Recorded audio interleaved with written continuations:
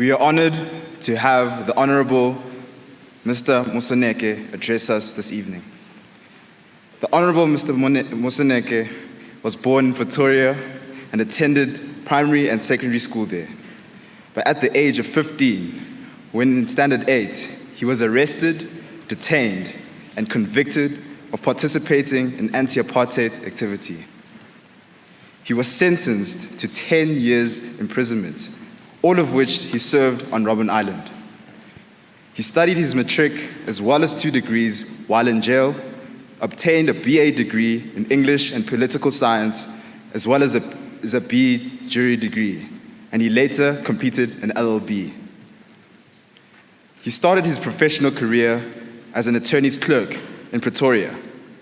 He further practiced as an attorney and advocate, and in 1993 was elevated to the status of senior counsel.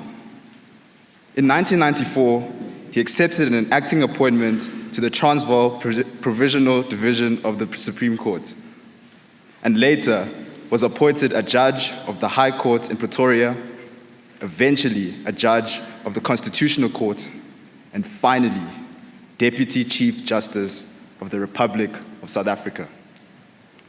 The Honourable Mr. Moseneke is the first Chancellor of Pretoria Technikon, served as Chancellor of the University of the Witwatersrand, and is currently Chairman of the Board of Directors of the Johannesburg Philharmonic Orchestra.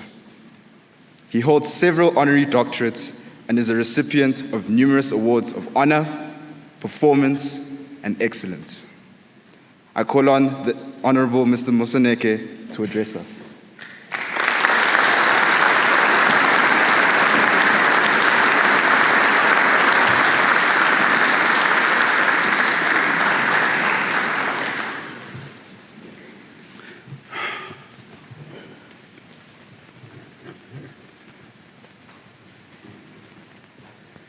Headmaster George Harris, I've noticed your BA Honours Wits, where I was Chancellor for 12 years.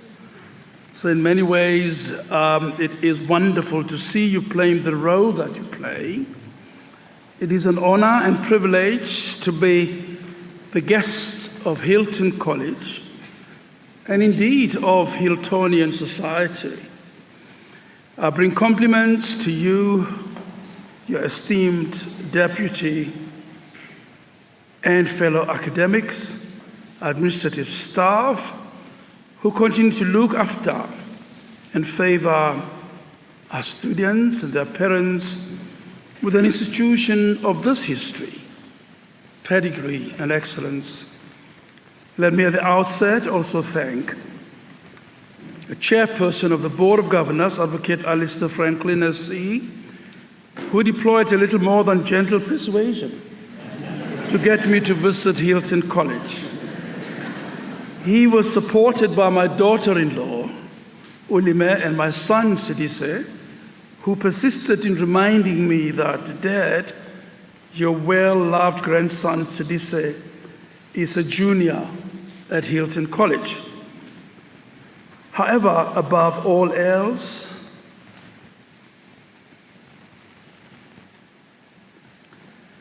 I'm honored to be on the hallowed grounds of Hilton College to celebrate the matric class of 2021 and to congratulate their parents and guardians who have journeyed this far with these wonderful young charges who are now ripe and ready to leave college only to embark on fresh challenges of their own adult lives.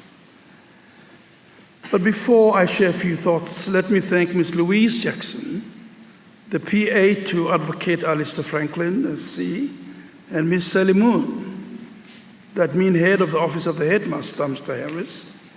Both these ladies were tremendously gracious and furnished quiet support to get me here.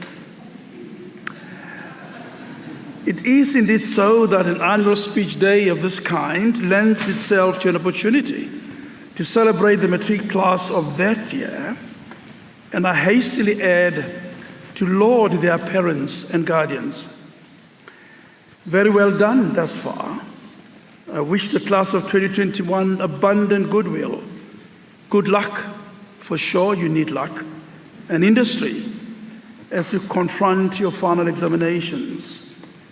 Happily, you will pass matric with flying colors because you are bright, you are industrious, and products of a highly reputable institution. There will be a rightful sense of achievement, but then also an incipient apprehension, or perhaps fear, about what the future might hold.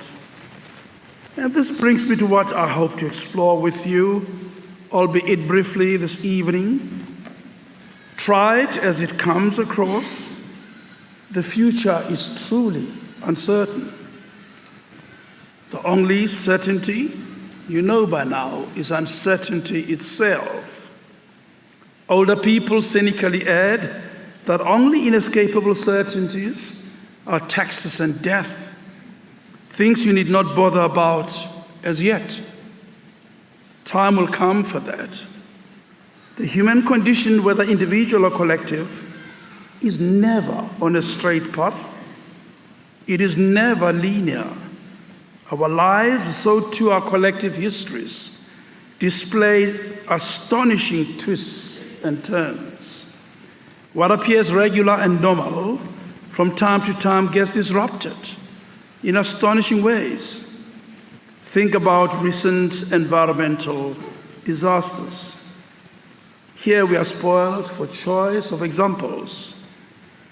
The tsunami in Japan, the hurricanes in the Americas, the volcano and the earth tremor in Haiti.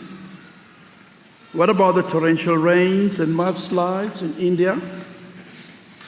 Floods in Germany? Wildfires in Spain and Turkey? Think of the lakes of North Africa, which are turning into deserts, whilst the Arctics are melting away. And nearer home, the global pandemic of COVID-19 continues to spawn illness and endless death.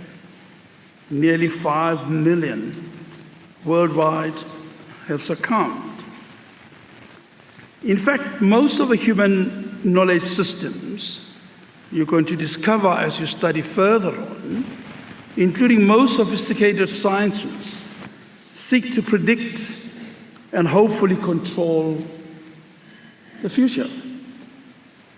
The sciences and education in general hope to smoothen out the uncertainty in our individual and collective human experiences and improve the quality of our lives singularly and sometimes together. You might now wonder, what has this all got to do with the matric valedictory speech and the class of 2021? Well, like you, I had parents who sent me to a top-end quality educational institution. It was called Kilnerton College in Pretoria, now Tshwane. It had a pedigree of nearly 100 years. It too established by missionaries. When I became a pupil there, my grandfather, so too my father, had been at Kilnerton. We had a remarkable campus, nowhere near the beauty I've seen today, on the foot of a kopje near the Apis River. Our teachers were gifted instructors, except when on occasion they regressed into colonial tantrums and mindset. Otherwise, they were good people. Like you, we had a stunning uniform and a motto that ran, Per ardua ad astra. Through hard work, you will reach the stars. I was set to attend a matric valedictory speech in 1965, and thereafter to earn great matric grades like you are going to get, and off to university to study medicine, I'd hope, like my good brother and comrade, Dr. Mokwape. No, that was not to be, and it did not happen. Then came the thunderous twists in my juvenile life.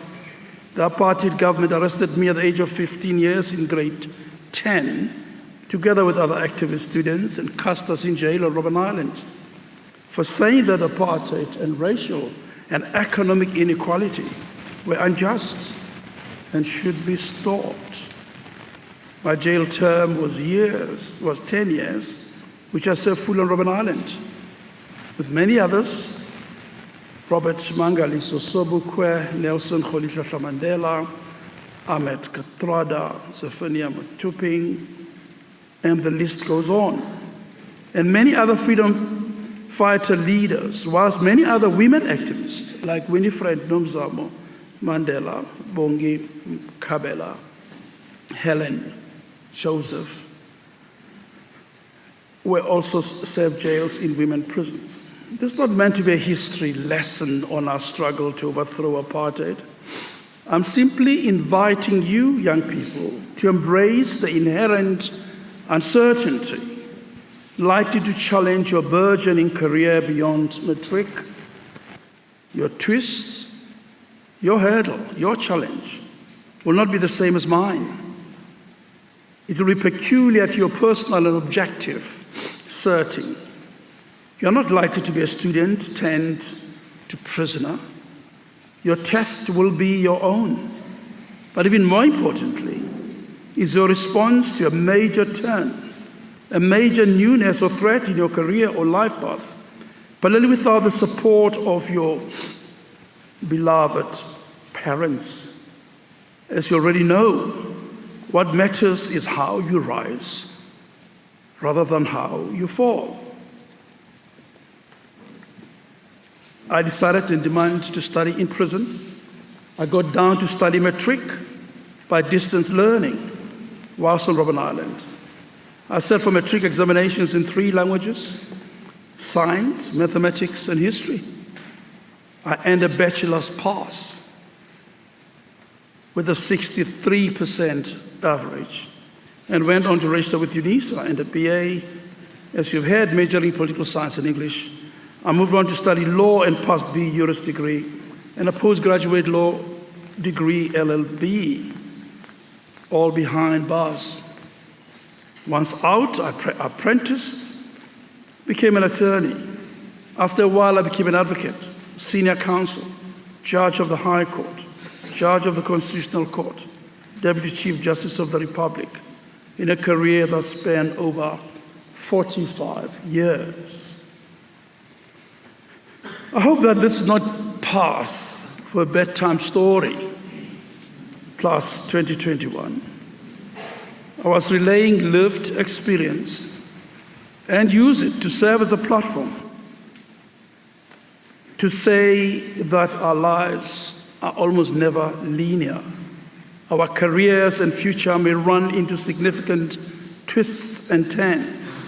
Then we'll need an enormous supply of inner resources to overcome life or career-threatening episodes.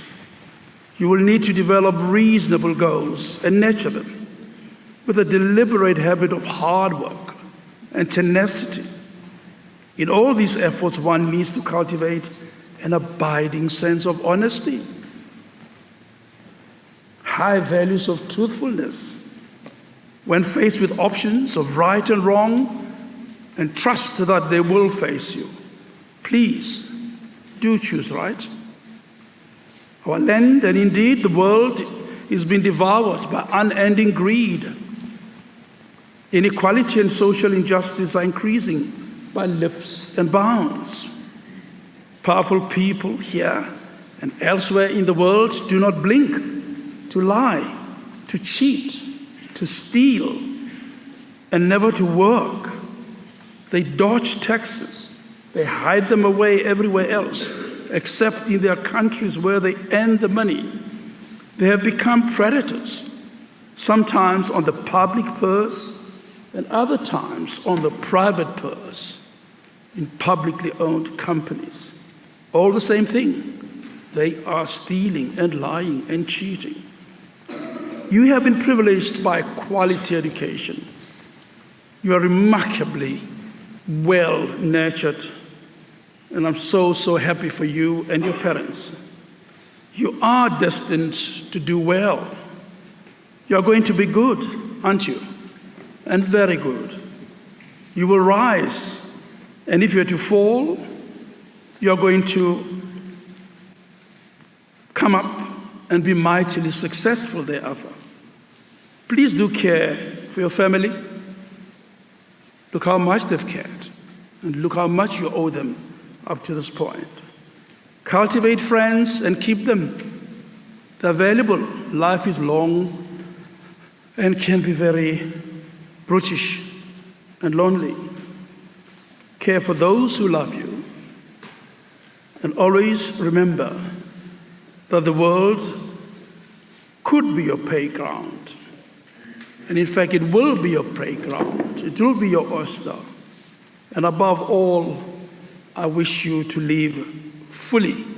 I wish you God's most richest blessings so that you can serve our country in deep need and want of leaders who truly care and who use their skills, their ploys, and their training in order to advance a better world for all of us. May God bless and keep you. Thank you.